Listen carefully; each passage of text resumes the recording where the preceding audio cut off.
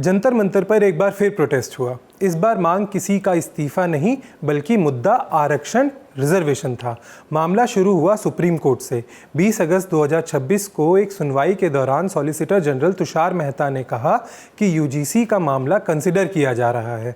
UGC equity regulations 2026 के नियम universities और कॉलेजेस में कास्ट के आधार पर भेदभाव रोकने के लिए बने हैं। इससे पहले 29 जनवरी 2026 को सुप्रीम कोर्ट ने इन नए नियमों पर रोक लगा दी थी।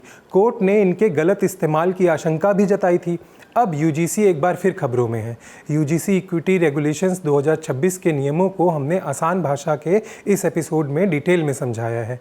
देखिए पूरा एपिसोड।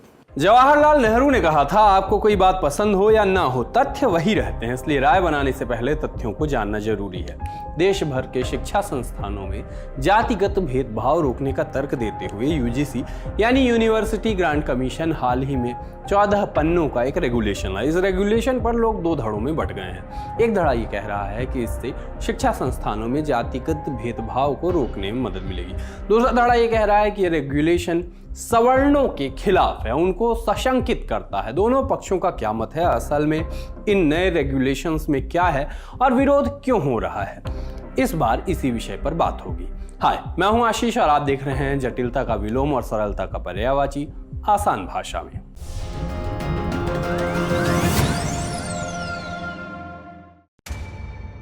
सत्रह जनवरी 2016 हैदराबाद यूनिवर्सिटी में पीएचडी स्टूडेंट रोहित वेमुला ने जान दे दी। आरोप है कि यूनिवर्सिटी प्रशासन ने रोहित के साथ जातिगत भेदभाव किया, जिसकी वजह से वो मानसिक तनाव में थे और इसी वजह से ये कदम उठाया। 22 जनवरी 2019 मुंबई के टोपीवाला मेडिकल कॉलेज की छात्रा पायल तड़वी ने जान दे दी। आरोप कि उनको कॉलेज में और बीवायल नायर हॉस्पिटल में जातिगत भेदभाव का सामना करना पड़ रहा था। रोहित और पायल के परिजनों ने 2019 में सुप्रीम कोर्ट में एक पीआईएल यानी जनहित याचिका दायर की। कॉलेज और यूनिवर्सिटी कैंपस में जातिगत भेदभाव रोकने के लिए ठोस व्यवस्था की मांग की। 3 जनवरी को ही सुप्रीम कोर्ट ने भी यूजीसी को निर्देश दिया कि देश भर की यूनिवर्सिटीज में 2012 के नियमों के तहत मिली जातिगत भेदभाव की सभी शिकायतों का कुल डेटा सबमिट करें। इसी रिपोर्ट से सामने आया कि 2019 से 2024 के बीच शिकायतों में 118% की बढ़ोतरी हुई है। इसके बाद सुप्रीम कोर्ट ने जल्द नए गाइडलाइन लाने के निर्देश दिए। मार्च 2015 में केंद्र सरकार का इस दिशा में ड्राफ्ट भी तैयार हो गया। इसके बाद यूजीसी ने 13 जनवरी 2026 को promotion of equity in higher education institution regulations 2026 निकाले।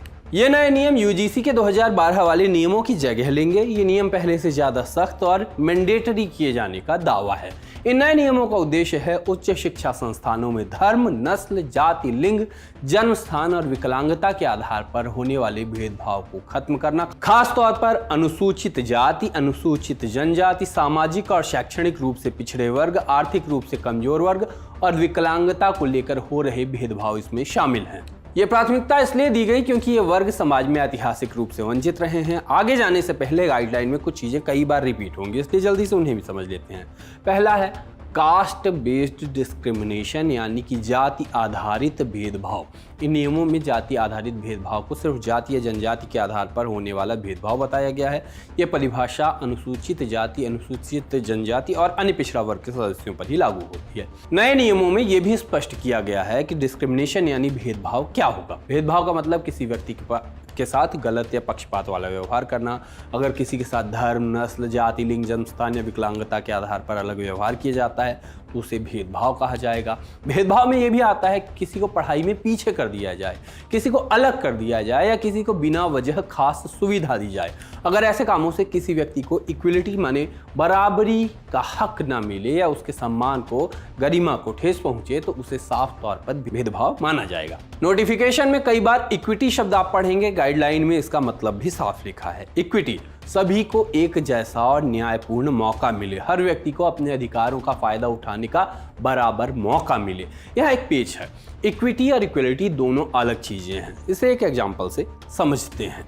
इन तीनों बच्चों को देखिए, इन तीनों की हाइट अलग है, तीनों दीवार के दूसरी ओर देखना चाह रहे हैं। जाहिर है कि लंबाई अलग अलग होने की वजह से देखने में परेशानी तो आ ही रही होगी।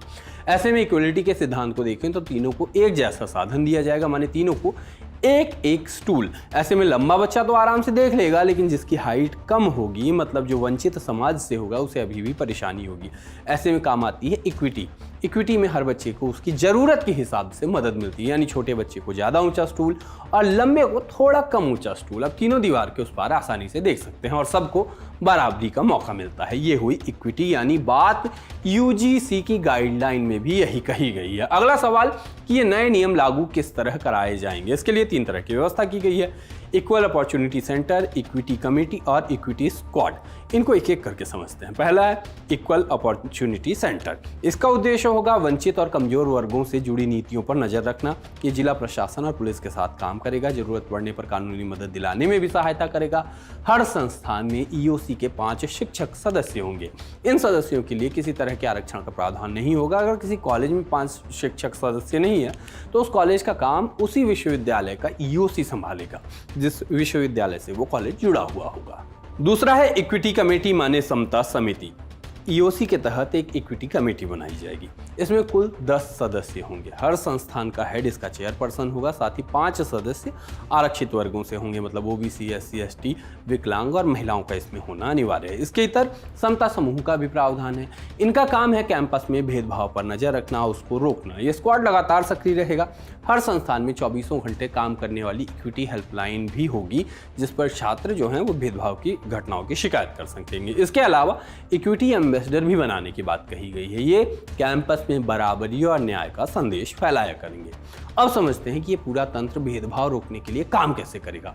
अगर किसी को लगता है कि उसके साथ भेदभाव हुआ है तो वो इसकी शिकायत हेल्पलाइन नंबर पे या ऑनलाइन पोर्टल पर कर सकता है। हर यूनिवर्सिटी में ये नंबर और पोर्टल जारी किए जाएंगे, या इसके अलावा लिखित शिकायत भी की जा सकती है। साथ ही ईओसी मतलब इक्वल अपॉर्चुनिटी सेंटर के कोऑर्डिनेटर को ईमेल भेजकर भी इसकी शिकायत की जा सकती है। जरूरत हुई तो शिकायतकर्ता की पहचान गुप्त रखी जाएगी। जानकारी मिलने पर अगर कानूनी अपराध बनता दिखता है तो जानकारी तुरंत पुलिस को भेजी जाएगी। साथ ही शिकायत मिलने के 24 घंटे के भीतर इक्विटी कमेटी बैठक करेगी और जरूरी कार्रवाई शुरू करेगी। इक्विटी कमेटी 15 वर्किंग डेज के अंदर अपनी रिपोर्ट संस्थान के प्रमुख को देगी। रिपोर्ट मिलने के बाद संस्थान का प्रमुख 7 वर्किंग डेज के भीतर नियमों के अनुसार आगे की कार्रवाई करेगा। अगर कोई दोषी पाया जाता है तो सजाओं का क्या प्रावधान है। दोषी पाए जाने पर संस्थान अपने रूल्स के हिसाब से कार्रवाई करेंगे। इसमें सस्पेंशन से लेकर कॉलेज से निकालने तक का प्रावधान होता है। लेकिन अगर मामला गंभीर होता है तो SC ST एक्ट या IPC के तहत कार्रवाई होगी। इसमें कम से कम 6 महीने से लेकर 5 साल तक की जेल और जुर्माना हो सकता है। अगर कोई इक्विटी कमेटी की रिपोर्ट से संतुष्ट नहीं है तो 30 दिनों के भीतर ओम्बड्स पर्सन के पास अपील कर सकता है। ओम्बड्स पर्सन एक स्वतंत्र और निष्पक्ष अधिकारी होता है जो शिकायतों की जांच करने और उनको सुलझाने में मदद करेगा। ओम्बड्स पर्सन जरूरत पड़ने पर किसी एमिकस क्यूरी यानी स्वतंत्र कानूनी विशेषज्ञ को भी नियुक्त कर सकता है। साथ ही ये भी कहा गया कि अपील का निपटारा 30 दिनों के भीतर किसी भी हाल में हो जाना चाहिए। हमने आपने 2026 के नए नियमों को समझा, लेकिन हम बार बार 2012 वाले नियमों का भी नाम लेते आए हैं। तो ये भी समझ लेते हैं कि 2026 और 2012 वाले नियमों में अंतर क्या है। 2012 के नियम एडवाइजरी नेचर के थे। इनमें कहा गया था कि सजा भेदभाव या उत्पीड़न की गंभीरता के अनुसार होगी, लेकिन नियम न मानने वाले संस्थानों पर सीधी कार्रवाई का साफ प्रावधान नहीं था। इसके उलट नए नियम लागू कराने के लिए यूजीसी ने राष्ट्रीय स्तर की निगरानी समिति का प्रावधान किया है। जो संस्थान नियमों का पालन नहीं करेंगे उन पर कार्रवाई हो सकती है।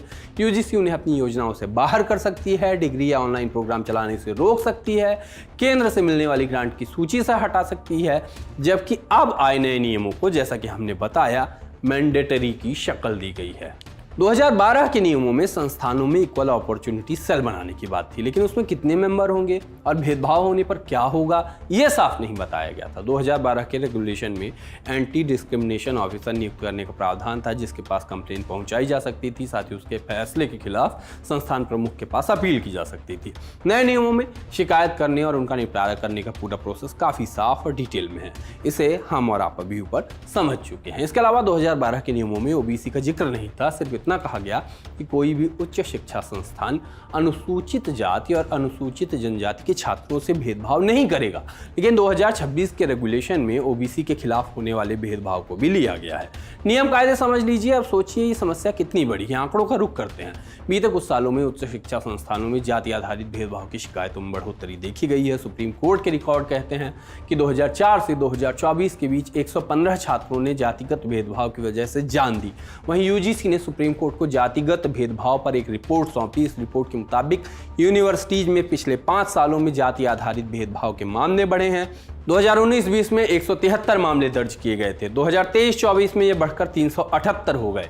नंबर स्पष्ट करते हैं कि शिक्षा संस्थानों में जातिगत भेदभाव बढ़ा है तो नियम भी कड़े होने चाहिए। फिर नए नियमों का विरोध क्यों किया जा रहा है? क्यों कहा जा रहा है कि इसका मिसयूज भी हो सकता है? 27 जनवरी 2026 को द हिंदू में एक रिपोर्ट छपी। इस रिपोर्ट में आलोचकों ने यूजीसी के नए नियमों पर सवाल उठाए। उनका दावा है कि नियमों में जाति आधारित भेदभाव की डिफिनीशन साफ नहीं है, जिससे इसका मिसयूज किया जा सकता है। आलोचकों ने यह भी आरोप लगाया कि इन नियमों में जनरल कैटेगरी के छात्रों के लिए झूठी शिकायतों से बचाव का कोई प्रावधान नहीं है। नए नियमों के विरोध में दिया जा रहा यही सबसे बड़ा तर्क है। पीटीआई से बात करते हुए शिवसेना यूबीटी की सांसद प्रियंका चतुर्वेदी ने कहा कि यह बात सही है कि जातीय भेदभाव होता है, लेकिन अगर गाइडलाइंस में ही भेदभाव हो तो यह बहुत दुर्भाग्यपूर्ण है। इस भेदभाव को कैसे परिभाषित किया जाए? शब्दों से, कार्यों से या धारणाओं से? कानून के लागू होने की प्रक्रिया स्पष्ट, सटीक और सभी के लिए समान होनी चाहिए। कैंपस में नकारात्मक माहौल बनाने के बजाय मैं आग्रह करती हूं कि यह अधिसूचना या तो वापस ली जाए या इसमें जरूरी संशोधन किया जाए। इस बीच सरकार की तरफ से भी बातें आई। केंद्रीय शिक्षा मंत्री धर्मेंद्र प्रधान ने कहा कि नियमों के तहत किसी के साथ भी भेदभाव नहीं किया जाएगा, साथ ही किसी को भी नियमों का मिसयूज नहीं करने दिया जाएगा। जो भी किया जाएगा वो संविधान के हिसाब से ही होगा। तो ये थे दोनों पक्षों के तर्क। पूरे मुद्दे पर आप अपनी राय हमें कमेंट बॉक्स में जरूर बताएं। आज के शो में इतना ही। सारी जानकारी जुटाई थी ऋतु और अभिलाष ने मिलकर। देखते रहिए दी लल्लन टॉप।